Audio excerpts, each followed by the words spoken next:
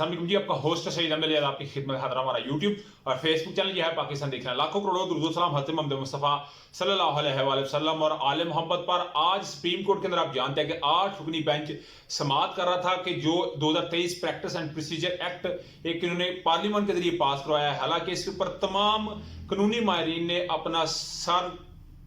में खपा मारा है कि ये किसी सूरत में इख्तियार पार्लियामान को नहीं, अगर पार्लियामान ने इसका करना है तो ये आइन है, आइन में तरमीम करनी है, तरमीम के लिए 2/3 मेजॉरिटी चाहिए, 171 आपको मेंबर चाहिए, तो इनके पास तो ऐसे है ही कोई नहीं। तो अभी ये सुप्रीम कोर्ट का इख्तियार है, मगर इन्होंने खुद से उसको किया। और आज जैसे प्रेस कॉन्फ्रेंस हुई, आज प्रेस कॉन्फ्रेंस में तो ऐसे जैसे पूरी तैयारी के साथ आए थे, हर एक पार्टी से MQM को शामिल किया, ANP को शामिल किया, पीपल्स पार्टी को, नून लीग और जमात इस्लामी, तमाम का एक पूरा गुलदस्ता बना के फिर उसमें माफिया मांगी गई कि जी हम माफी मांगते हैं कि जो हम जूनियर जजेस को लेके आए, वोट दिया हमने, क्योंकि आप जानते हैं ना कि इधर लाने के लिए सुप्रीम जुडिशल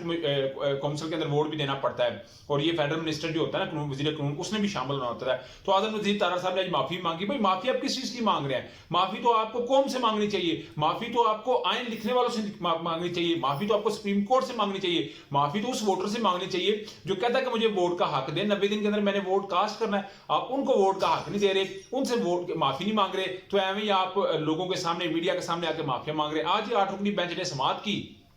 और इस पे लिखने वाले ने ये लिखा जी 11:15 जैसे समाअत शुरू होती है तो 40 मिनट तक पहले जज सुनते रहते हैं, तो 40 मिनट के बाद खामोशी टूटती है, 20 मिनट गुफ्तगू होती है, अटॉर्नी जनरल से 2 सवाल किए जाते हैं, बाद में कहा जाता है ये अटॉर्नी जनरल साहब भी पेश होंगे, और उसके अलावा जो इसमें वफाकी हुकूमत होगी, सियासी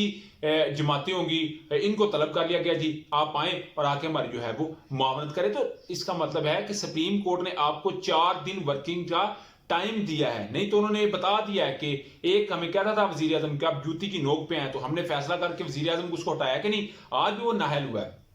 मगर इन्होंने जी सुप्रीम कोर्ट का आज भी एक सरहद मजाक उड़ाया, मगर सुप्रीम कोर्ट ने फिर इनको वही चीफ जस्टिस साहब का साकब निसार साली बात के चीफ जस्टिस उमर ता बंदयाल साहब, ये बड़ा वफादार और बड़े ये एक अल्लाह ताला के करीब तरीन है, बड़े मजूब किस्म के हैं, तो फिर भी उन्होंने बड़ा आज बुर्दबारी का मुजाहरा किया। नहीं तो ये 2 रुकनी बेंच भी समाअत कर रहा था, मगर 8 रुकनी बेंच ने इसको उधेड़ कर रख दिया है। तो जी राजा आमर साहब जिन्होंने दरखास्त दायर की हुई थी कि ये इसको सुनना चाहिए सुप्रीम कोर्ट के अंदर, तो उनके जी वकील इम्तियाज सदीकी साहब ने आज सही इनका किया पाचा किया। उन्होंने कहा जी ये कैसे हो सकता है कि ये एक गैर आईनी और गैर कानूनी काम है, ये उस वक्त तक रुकना चाहिए जब तक सुप्रीम कोर्ट इसमें शामिल ना हो।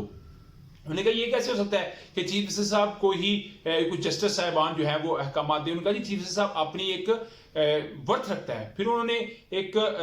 हवाला दिया कि एग्जांपल दी कि एक ना हुकूमत थी उधर, मौलाना फजल रहमान साहब के जो अकरम दुरानी साहब वज़ीर थे खैबर पख्तूनख्वा के, तो एक बिल आया जिसको इन्होंने पास तो कर लिया असेंबली से, गवर्नर साहब के पास सिग्नेचर के लिए जाने थे, मगर उस वक्त के चीफ जस्टिस इफ्तिखार चौधरी साहब ने 9 रुकनी बेंच बना के उसको ही मुस्तरद कर दिया, तो गवर्नर साहब को माननी पड़ी। अभी सेम यही इन्होंने काम किया है कि पार्लियामान के जरिए एक बिल पास करवाया है, तो सुप्रीम कोर्ट के पास इख्तियार है कि उसको खारिज कर सकती है। आज वो खारिज हो भी सकता था, मगर अदालत ने फिर बड़े सब्र व तहम्मुल का मुजाहरा करते हुए 4 दिन का टाइम दिया। तो मुझे लग रहा है कि इन 4 दिनों के अंदर अगर इन्हें अकल ना आई तो फिर कोई बड़ा हो सकता है। उधर जी इन्होंने मुस्तरद कर दिया है और शब खून का नाम दे दिया है कि जी आपने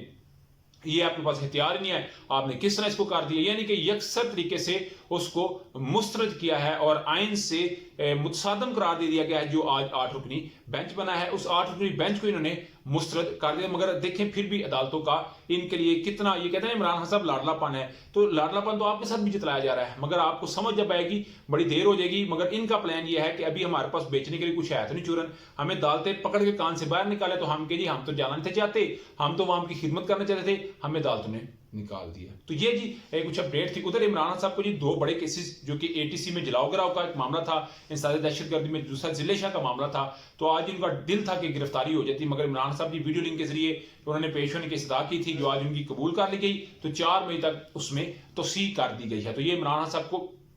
जो है वो बड़ा रिलीफ मुझे तो लगा है कि मिलता नजर आया। उधर जी वकला ने भी आज पूरा का पूरा इनका धरन तख्ता किया है और कोई ऐसी कसर नहीं छोड़ी कि जिनके ऊपर इनको ये महसूस हो रहा हो कि हमने ये तो गलती कर बैठे हैं कि हमने क्यों कानून के लोगों को छेड़ लिया है, मगर छेड़ा है तो फिर अभी पूरा भी तो करेंगे ना आपको। मगर अभी तक जी व्लॉग था, अभी तक के अपडेट थी, व्लॉग वीडियो पसंद है तो चैनल को लाइक सब्सक्राइब अपने दोस्तों शेयर कर लीजिएगा। नेक्स्ट तक के लिए होस्ट को जयती अल्लाह का हमीना अस्सलाम।